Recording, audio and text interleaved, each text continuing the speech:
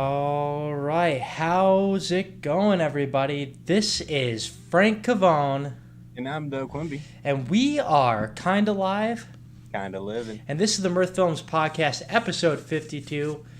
How's everybody doing? It's almost Halloween, which Woo. means we have a reason to eat all the candy that exists in our house. And if you don't have candy in your house, go buy a $10 bag from Walmart because,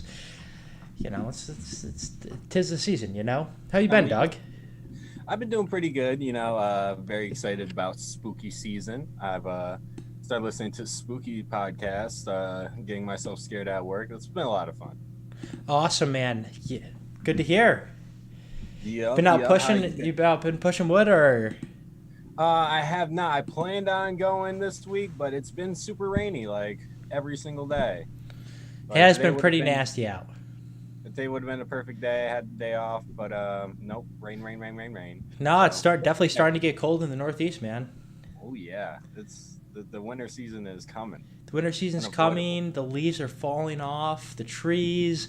I actually, Mickey got to go on her first hike in Lake George. We went up to the Pinnacle. The Pinnacle is just a great, easy hike to do in the Lake George area, and it was closed all summer because of just the influx of tourists that trail gets. And it was just cool.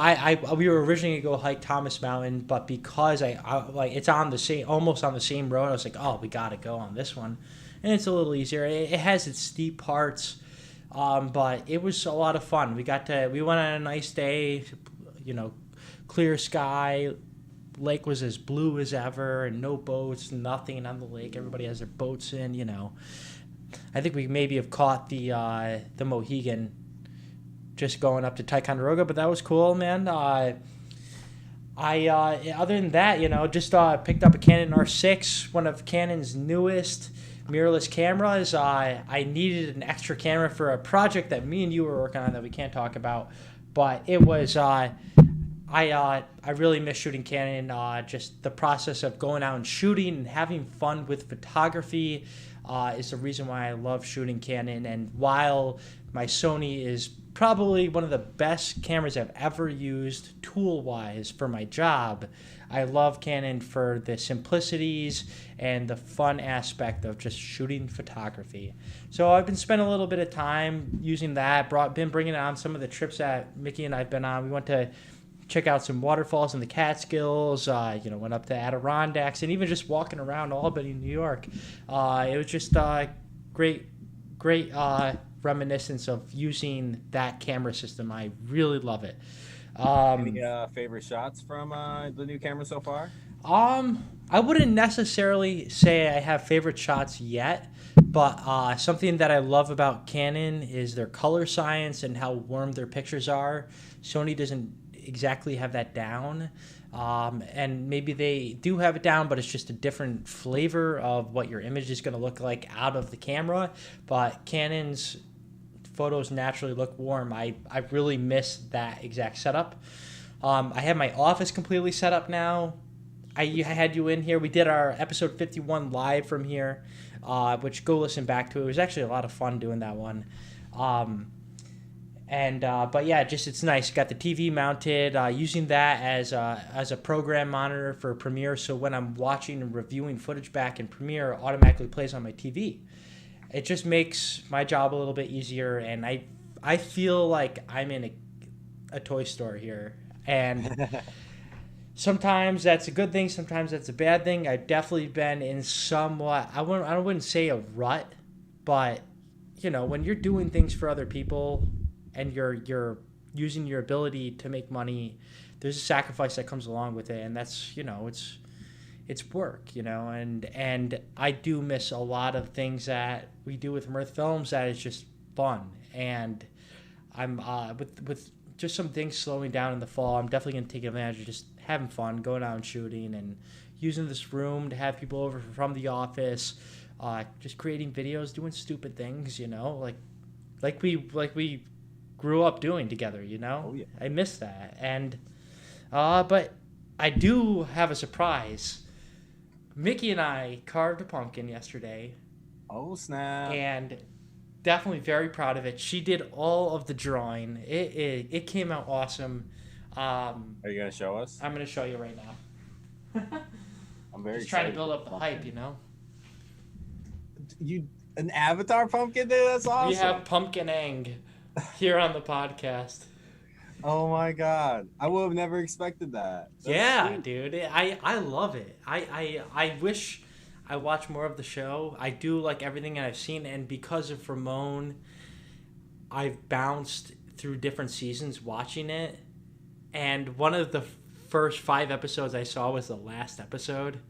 So like, You still freaking, I have to start watching it more with Mickey you do. because I want to. But we made this together, and it took a little bit. It was it was definitely a little tricky. It's a thick pumpkin. This thing's like Oh, yeah. I don't know if you can see. It's like at least like 3 Looks to like 4 it's inches probably thick. bigger than your head. Yeah, it's there. But yeah, so we got to do that. It was really fun. Trying to get in the Halloween spirit. And we're going to be, delivering candy through a shoot on Halloween that Mickey made. She came up with this whole concept on social distance candy delivery. I hope she patents it because it's a hell of an idea and more people need to do it. But definitely really cool.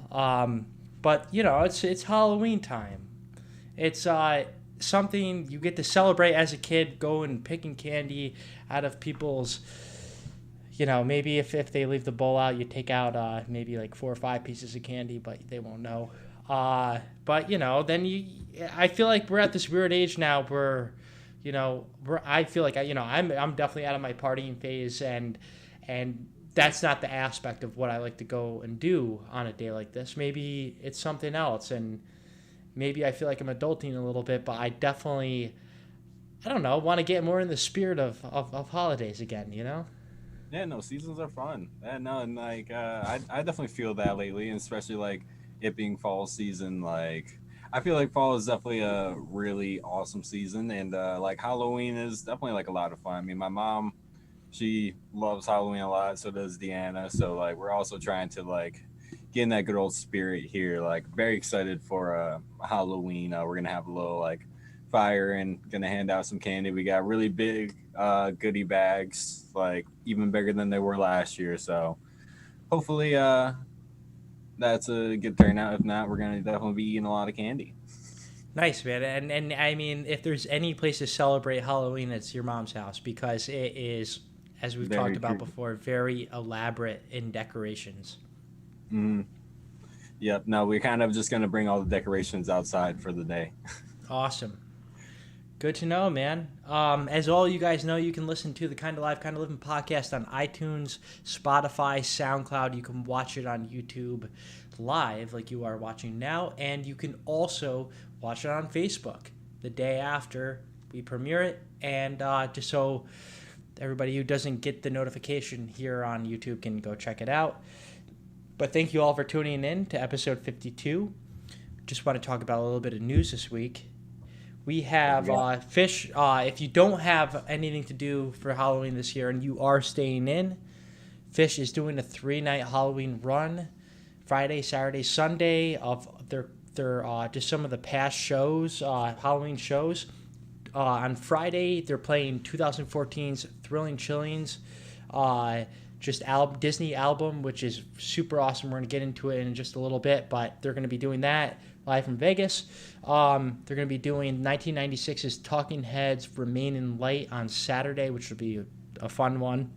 And then 2018's Kazvat Vat, which is their made-up band that played these original songs, and all of this stuff, whether if it's something they created themselves or just classic Fish covering an album, it's just really cool to talk about. And Doug has actually been to one of these Halloween shows, so I'm really excited to hear about everything you got to experience with it, because it is a special thing, especially with Fish fans. It is I don't know how to describe it. It has become a staple of their career. This is something they do and fans look forward to every year. They crush it. But we'll jump into that.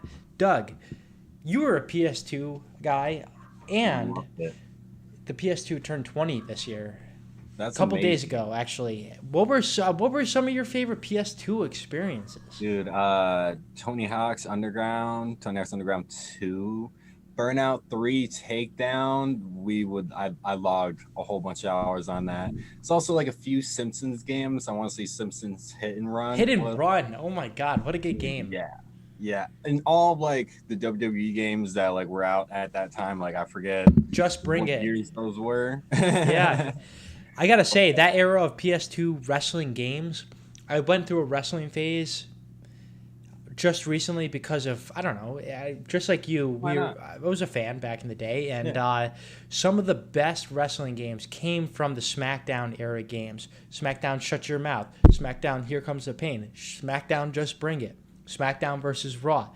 All of them, Yeah. just the mechanics of the games can't be replicated like some of the games that were on the Xbox at the time, or even in the 360 Xbox One era. PS2 was a home of many great games, many great original games too, like God of War, SOCOM, Spyro the Dragon, Crash Bandicoot, Sly Cooper. I mean, goddamn, I can't tell you Oh how my. much Sly Cooper I've played in my life.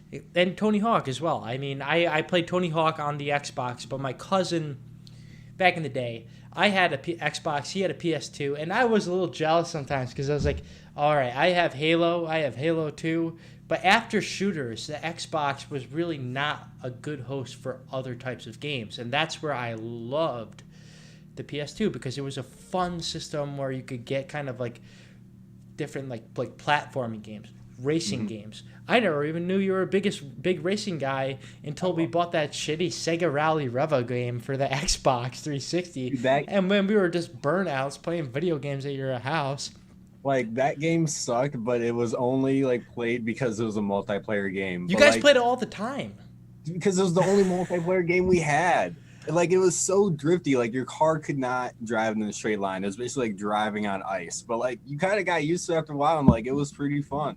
And it was what, like But, like, $4 used in the bin? yeah, something It like was that. some cheap. But Cool, yeah, I mean, cool. dude, and like my PS2, it's probably still kicking around somewhere. It might be either like under my bed or maybe it's in like a storage unit out in Vegas or something. But like that thing's like a trooper. Like I know for like the past 10 years, like I've been able to like basically lift off the top of it. Like I don't know if like some screws came out at some point, but like the original PS2 was a trooper. I didn't have the slim one, but like Okay. big one, like I think it's like behind like the old like Sega Genesis and like Super Nintendo's like a super durable gaming machine. Like I feel like they don't make them like they used to, you know? No, I definitely agree. I even the Slim, I remember back in the day, the Slim, that it would have a disc problem if because it wasn't a slot that popped open.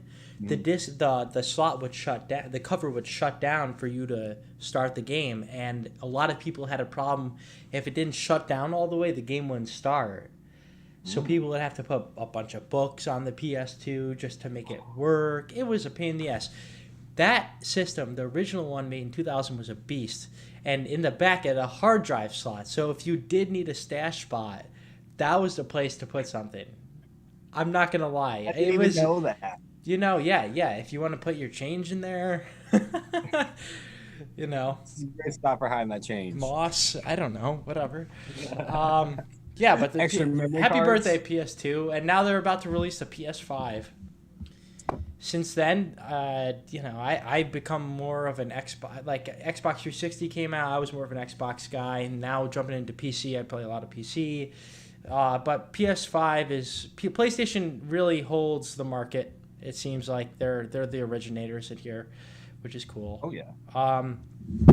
In 30 minutes, or if you're listening to this after the podcast is released, go and check out Wild Adriatic's Palace Sessions on the Palace Theater YouTube channel and donate money to help raise funds for that great theater that we all love. It is struggling right now. They need the money, and it just, I don't know. We got to keep the doors open. You know, it's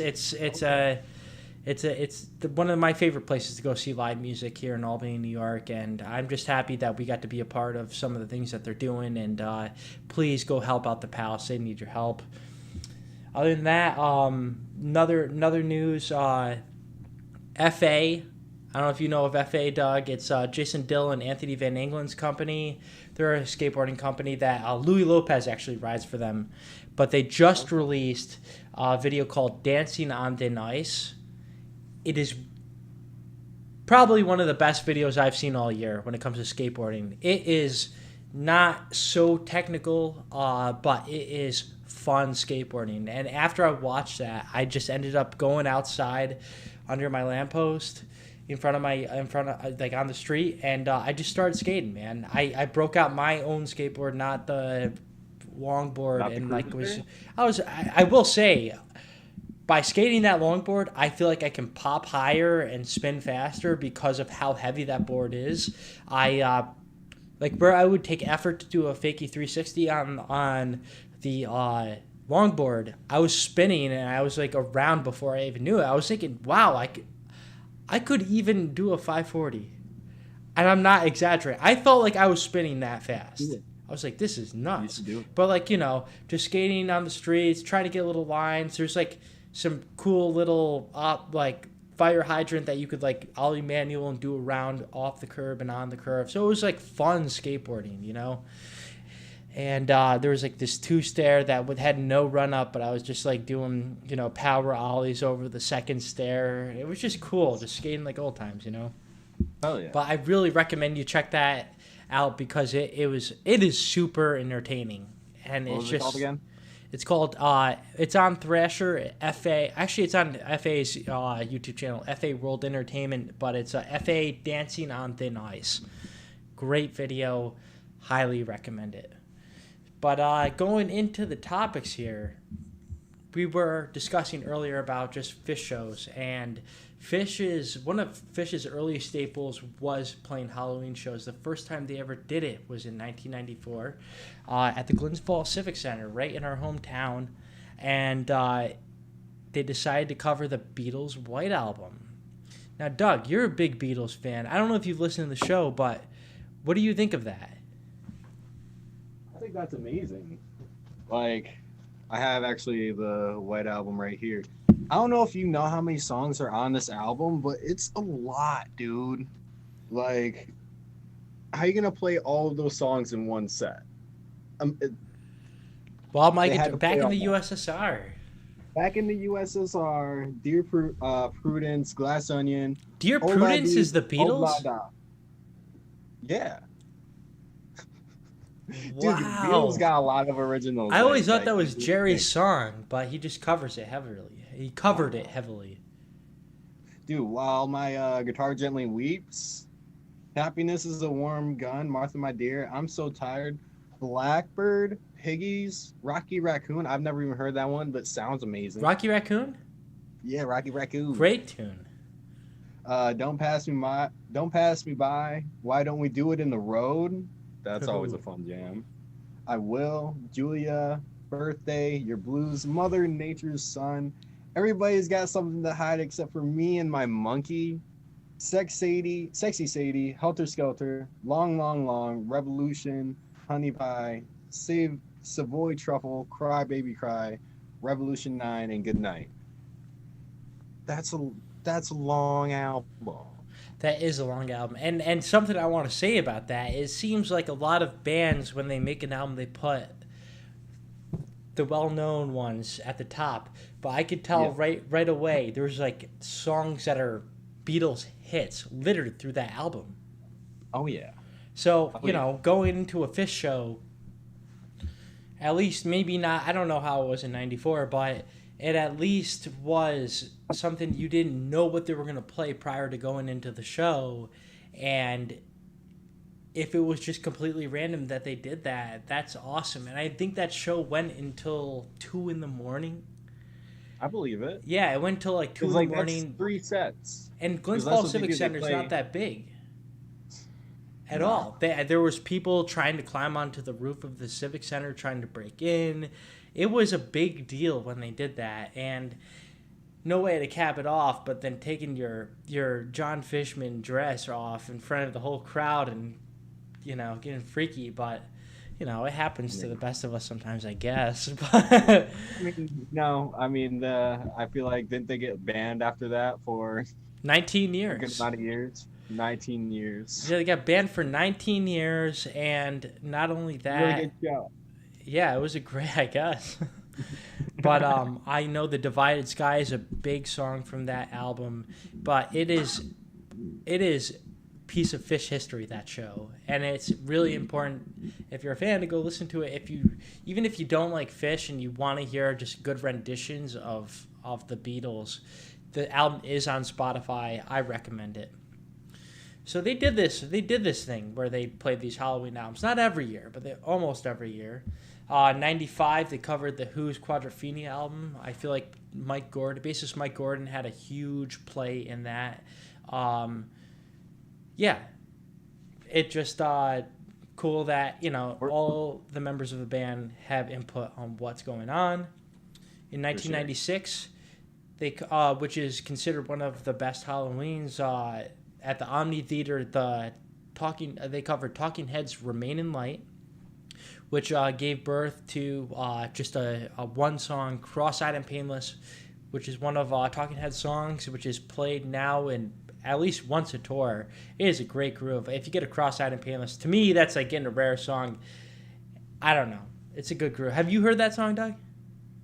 I feel like I have. I can't like think of how it sounds right now, but it's definitely something that's popped up before, I feel. Another album on Spotify. Definitely go check it out. Once in a Lifetime. Who doesn't like that song by Talking Heads? I listened to that actually earlier today. Were you really? Yeah, I did. Oh, sweet. That's cool, man. After I actually early voted today. Nice. Shout out. You do your part, vote. All right, continue. So, Doug, you took advantage of just a quick break just for that reason. You were able to vote early. Oh, yeah. Yeah, I looked it up. I mean, where'd you go? The church? I mean, definitely like, no, it wasn't at the church. It was at the municipal center. Nice, man. But like on election day, it'll be at the church. But I figured it's best to go early, like when you got the time, so like they're not super overpacked like on the actual day of elections. So I think that's a great idea. Not everybody has the time off during the week, so take advantage of just your polling center. There are a list, I believe, on NewYorkState.gov's one of their websites. You can go check it out. But there is places doing polling open till either 5 or 8 p.m. during the week. This week specifically, up until November 1st, and then if you can't make it till then, Tuesday is the actual day of the election. So just if you can, go vote. Take advantage of your freedom. And yeah, also check out like isidewith.com if you're like kind of unsure on like where you're sitting or who you want to vote. They're like a really good website that kind of asks you like different political questions and kind of shows you like compared to like the candidates, like kind of where you are with them. It kind of definitely helps you out if you're a little confused or like not too sure. Good to know. I didn't even know about that. Awesome. isidewith.com. Go check out, but yeah, go vote, do your duty. But jumping back into the topic of the night, 1998, they covered Velvet Underground's Loaded. For those who don't know Velvet Underground, Lou Reed in general, CBGB's, New York's dirty New York City, just punk. Rock and Roll, the song Rock and Roll, which is a huge part of Fish's repertoire, is off that album. Go give that a listen. I never even was a fan of Velvet Underground. Then I listened to, and this happens a lot, I'll listen to Fish's covers, and I'll be like, wow, I really like that artist, and I didn't think I did, That's something really cool. And I also like that, like, when they do these, like, cover shows on Halloween, they'll normally take, like, one or two songs from, like, those albums and, like, continue playing it throughout, like, the regular sets. Like, nice and add in, That is cool. For sure, but, man. Where we at, 99? So, 99, they skipped the year. And it was a huge gap. It was until 2009 that they went and did another cover album. Fish did take a hiatus and then quit together. And they didn't think they were going to get back together, but they did. And in 2009, they covered Exile on Main Street, Rolling Stones album, song from that, Loving Cup, which is another song that's a huge part of their repertoire. Give Me a Little Drink, you know, who doesn't like the Loving Cup? But moving up just towards the years where we became Fish fans, 2010. I don't know. We were probably just discovering Fish then, but that year they covered Little Feat's "Waiting for Columbus." And if you don't listen to Little Feat, go check them out, because you don't even have to listen to Fish to listen to them. Spanish Moon, Time Loves a Hero. There's so many great songs off that album specifically that Fish covers super well. Everybody thought that year in 2010 that they were going to cover one of Led Zeppelin's albums, and they didn't. And because the band must have known that that these fans were anticipating this, because on 10/30/2010 they did do a lot of Led Zeppelin teases in their songs. A lot. I'm going to just look it up quick, but I mean, definitely there is a pattern of, I mean, at least how I became a Fish fan. I was listening to Fish, I was listening to Led Zeppelin, got into a little bit of the Grateful Dead, then started listening to Fish, and so it all kind of relates back together. And I was just listening to, while we're on the topic, I was just listening to one of the recent Under the Scales podcasts with Tom Marshall, one of Fish's lyricists, and his guest on there that night was talking about how going and seeing Fish is the closest you're gonna get to going and getting a real rock and roll experience like you would in the 70s, and it's the truth. Oh yeah. What other band are you gonna go to? And we go to a lot of concerts, Doug, and music is very wide in genres these days, and that is a great thing. But there is a rock and roll experience that maybe some people want to have that they don't get to have, you know? And, you know, you get the party, you get the live experience where the fans are communicating with the band, going nuts. Everybody knows every word to every song, even though they play every different set every night. What was it like for you when you went to your first Fish concert, compared to going to something like Motley Crue, Kiss, Kid G Elephant? They're all are great bands who have their own place in the music scene. But what was it? Tell me about it. Yeah. I mean, Fish. It was really more. It's definitely like, in a lack of better words, like kind of like a religious experience. Like, I feel like when you're at like a Fish show and like they're playing and like the whole crowd is going, as you were saying, like you kind of get this, like, I don't know, like feeling you really only get at Fish. At least only place I've really experienced it. But it's like a very addicting feeling, and I feel like that's why people go to like the multiple night runs and like follow Fish like on tour. It's because like you really can't experience what it feels like to be at like a Fish show anywhere else. Like, and like definitely other bands are like really good, don't get me wrong, but it's like just something about, I don't know, maybe because like everybody knows the songs and like they know how to communicate with the band, and the band really knows how to communicate back with the crowd, and like everyone's kind of just like all in on this wonderful thing. Like, it definitely is a different concert experience than like anything else. I completely agree with you. It's I don't feel like they're gonna, because they don't play the same set every night. It's just like you don't know what to expect, which makes it interesting. It's the same thing as if you were super into a TV show that you really liked and you were following along the lines of what's going to happen next. That's kind of what it's like when you go and see Fish, because you don't know what's going to happen next. They could play a song that they haven't played in 300 shows because it matters in the Fish universe. And you know, sometimes I think about, okay, wow, I don't get these songs that I want to get, but you know, there is some bands that don't even touch some of their non-hits, because to them, and I'm not saying it's about money, but It's about keeping the fans engaged, and I guess Fish might just have people who like Fish maybe just have a certain taste or open-mindedness into what the music is like, and it really isn't just rock and roll. It's a rock and roll experience, but when you're going and you get a Strawberry Letter 23 or just some, I don't know, crazy cover that's like, wow, I never thought this would happen before. It's pretty special. I Yeah, don't and know. like It's nice. and like going off what you're saying, like you really never know what they are gonna play, like any show. Like with the Halloween shows, like at least you know they're gonna cover an album. Like that's basically the only time you go on the show knowing what they're gonna be doing, at least having like an idea of. And I feel like that makes it like really special, and like everyone just kind of like accepts that, and that makes it even funner, like trying to call out like what song they're gonna open up with, or like what they're gonna possibly play that night. Like it just adds a whole nother element to it. Definitely, man. I agree with you. Just because we are running late, tight on time. Um, let's see here. I don't know what time you have on your side, Doug, for the I have call. about 37 minutes we've been on the call. All right. Quicker. Yeah.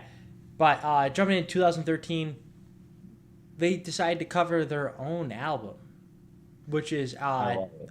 they didn't cover their own album. It sounds so stupid, but yeah, they decided to switch it up and play a whole new album for the fans. Yeah, What do you think and about that? I think that's awesome. Like I feel like no other band really can debut an album like that. Like everyone expecting like, oh, like what album are they gonna cover? Like who's it gonna be? And then they just play an album that no one's ever heard. Is all their original music. And that fact that they did that in 2013 and then were able to do it again in like 2018 with the Cavitz Bot, like amazing like what they can do to like still put out new music and really surprise everybody. I completely agree, and especially that album Wingsuit. Well, at the time it was called Wingsuit, but Fuego, Thrilling, Chilling, and even Cavitz Vot all kind of encompass what today's Fish is kind of like. They sample some of the sounds in other songs to make just for fun, and it's really cool to hear that even the band is enjoying playing this music for the fans a lot more, because they're not really too nostalgic. They are still living and breathing in 2020. Maybe not so much in 2020, but they're living and breathing. Yeah, do you want to go into your 2016 story, or should we stop the call, restart it, just so we can? No, let's risk it. Let's risk it for the business. Okay. So I mean, like 2016, I was able to see Fish in Vegas. I lived out there at the time, and like a whole bunch of people from our hometown flew out there for the shows. So like that was the last night they played. They played like 4-night runs. So Halloween was the last night, and going in, knew they were gonna play a special set in the middle, and like basically you have no idea what they're gonna play until like you get into like the venue, and then they give you like playbills. So I found out it was David Bowie's Ziggy Stardust album, The Rise and Fall of Ziggy Stardust, which is an album I never really listened to before. I mean, I knew like Starman, and like that was about it. But I was like pumped for that. I was like, that's gonna be sweet. So like, and it was, and that being like the last night, everyone kind of dresses up because it's on Halloween. So it's like definitely just like a whole bunch of it's like a different type of energy for like a Fish show, but like everyone's like really excited for like 3 sets because you don't really ever get that. So like, yeah, it was just really special. And like when they played that set, I like that they played it really like very like much as the album is like played, like just it's original. It didn't like extend out any jams or anything like that. They even had like extra singers come out, like 3 female backup singers to come and like help out with like vocals, which is like I feel like made it sound just really amazing. And like they dressed up for it and everything, so like that was cool. And that was probably my favorite Fish show for like the next few years, basically probably since like one of the last ones I've seen, because of like all those songs. Like I prefer to listen to that over like the actual Ziggy, the David Bowie album. Like I'm sorry, David Bowie, but like just the way they did that, and like also just because I was there and like just how it felt all night, and like that was just an amazing night. And like then like after that, being able to just like go back to like the Luxor hotel and like go down to the casino and like gamble a little bit. Like it was a really fun time, and it's like really cool that they. I don't know if they keep doing it in Vegas, but like Fish playing in Vegas is definitely like it's a very fun atmosphere because it's very different than any other venue or place they play. Now, adding to that, what is it like, and just being able to be away from home with friends from back home at a show? Dude, it was literally the best time I had in Vegas. Like it was Really? so much fun. It was because like I mean I guess I kind of was very familiar with like kind of like everybody there, but it's just like so special to see everybody that like from like George, like just out in this like Out in Las the Vegas West. setting, like going out Yeah. on the strip, like me, Timmy Savage, like we went to go like shoot guns at the gun range, like we went to like had a wedding at the little chapel. Like it was a very unique experience, but like it was one of like the best times I ever had in Las Vegas for sure. Hey, sometimes it just takes a friend to get you out there because, when you're away from home, you get homesick. And Oh yeah. man, props to you even going out there in the first place because that's a big one on you, man. It was sometimes you just gotta take a chance, just go for an experience. So like, I'm definitely happy I did it, but also very happy to be back. Hell yeah, man. Just jumping into what we've been watching and listening to since we're running on a tight timeline again. Walt Adriatic's Palace Sessions airs at 7 p.m. tonight on their YouTube channel. And for those who are listening to this after, go to their YouTube channel to go and watch the show. It's definitely one of my favorite live videos I've done in a while. And those guys, Mateo, Rich, Travis, Dustin, just They're great. awesome. Yeah. Amazing musicians, great band. But Doug, Rock and what you roll been watching, man? Lots of Sabrina the Teenage Witch. Oh, That Jesus. show slaps. Okay.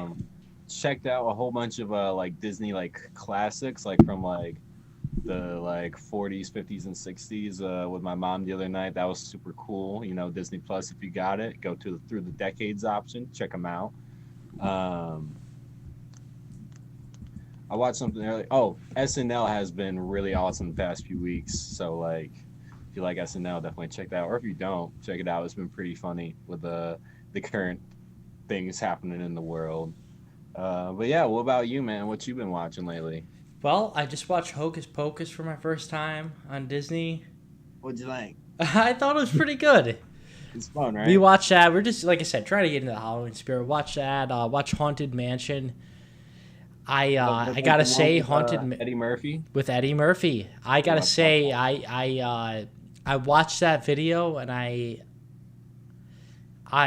immediately was like, wow, I kind of relate to this in some sense because of just the field I work in, and that's also what makes me want to just create for fun again because of what I watched in that movie. But it was pretty good. It wasn't one of my favorite Eddie Murphy movies, but it was a Halloween movie that it was just fun to watch. Fun one. Best fails of the year so far. Had to get a good laugh on. So I've been watching some fail videos. Joe Rogan with Matthew McConaughey. Fucking That was awesome.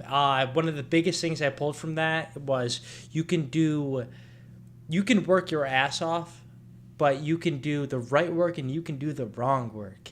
And when you do the wrong work, it leads you to the path that you don't want to go to. Maybe you think you're doing it for the right reasons in the first place, but in the long run, is that really going to lead you somewhere? And that's where doing the right work and like really evaluating what you're taking on and what you're doing, I just really gained a lot from what he had to say. I think he's definitely one of the hardest working actors in Hollywood, and he's a human being. He doesn't sound like just some uppity douchebag that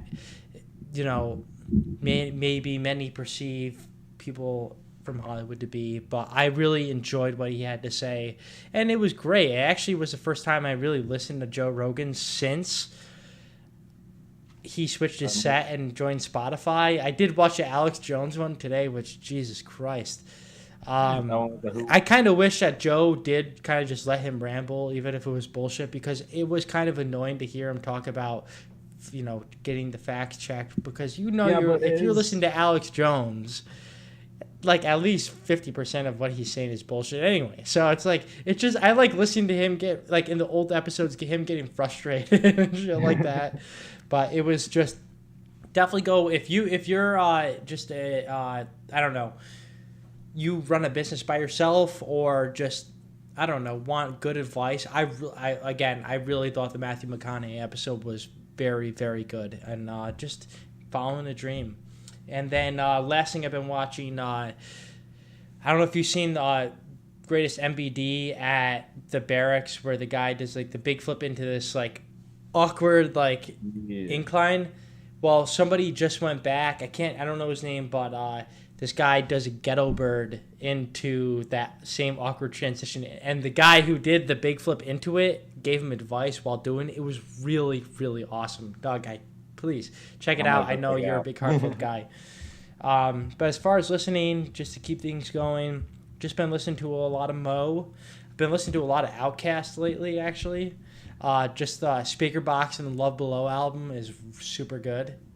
I've been listening to School of Rock a lot. Stone Cold podcast with Shane McMahon, son of Vince McMahon. It was just a cool podcast. Again, if you like late 90s, early 2000s wrestling, it is a great episode to listen to. And then, as always, IGN Game Scoop. It's your boy. Yeah. What about you, man? I mean, Joe Rogan Experience, both those episodes. Kanye West was on. I'm not going to really talk too much about that one. That was... I was afraid to listen to it. He talks a lot about his presidential campaign, which was like I did not want to hear about. But... moving on, Scared to Death podcast with Dan Cummins. That I've been jamming on that a lot. Also his other podcast, Time Suck. Dissect podcast. They're breaking down Because of the Internet by Childish Gambino. So that's been a really awesome breakdown of that. I never knew how intricate he really got with the whole creation of that. So definitely worth checking out. And just Halloween music, protest music, just getting in this Halloween, voting spirit. Hell yeah, man. Good to hear. Well, Doug, I hope you have a great time with your mom and her party on Halloween. Oh, yeah. Hope you guys get a lot of trick-or-treaters. Hope you're able to use that chute quite a bit. Yeah, we're trying to. Definitely going to put up a sign maybe at the corner of Lark just to see, just to let people know that we are doing social distancing candy stuff. Because, we're going to be leaving out a tray so people can just grab from there. Some that's not like a bowl where you have to scoop through. Every bag's individualized. And then also, just this super cool shoe. If you want to see what I'm talking about, head to news10.com. My girlfriend did an awesome story on this, and I gotta say it was a brain blast. And it was just, and as a video creator, I'm super proud of her. It came out really good. But happy Halloween, guys. This has been episode 52 of the podcast. You can listen to it on iTunes, Spotify, SoundCloud. Watch it live on YouTube like you are right now or like you will later, and on Facebook if that's the only way you consume stuff. We will try to be as available as possible for you guys. But I'm Frankie Cavone. I'm Doug Quimby. And we're kind of live. Kind of living. And thank you again for tuning into episode 52 of the podcast.